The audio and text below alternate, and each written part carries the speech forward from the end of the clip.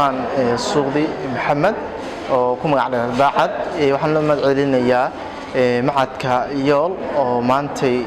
halkan inagu faa'iideeyeen iyagoona nala baray sida fagaarka hadalka ama public speaking sida loola hadlo bulshada sidee wax bulshada ugu dhaadhicin kartaa hadii boqolaal bulsho hortaada imaan sidee wax ugu dhaadhicin kartaa sidee fikirkaaga ugu gadan kartaa waxaan u mahadcelinaynaa Ustaad Cabdifataax Qaasim oo maanta ku dhawaad ilaa 3 saacadood iyo bar oo nagu faa'iideynayay hoolka Saman Restaurant oo nagu faa'iideynayay sida qofka wax ugu dhaadhici karo bulshada fikirkiisana uu soo bixi karo sida bulshada wax ugu dhaadhiciyo sidoo kale waxaan ka faa'iideynay fagaarka hadalku muxuu yahay muhiimada uu leeyahay sidoo kale waxa kale ku faa'iideynay hadaa tahay qof cabsoona sidee cabsida iska qaadi kartaa oo ugu dhaaqi kartaa in aad qof fagaarka hadal aan noqotaa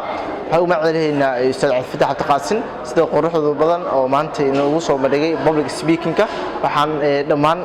dadka iga daawanaya page-kan aan leeyahay Ustaad Qaasim Ustaad Qaasim lagu soo xirto waa macallin aad u fiican oo bixinaya public speaking qaabka loo hadlo dhammaan aad ma santihiin kun iyo kun jeer insha Allah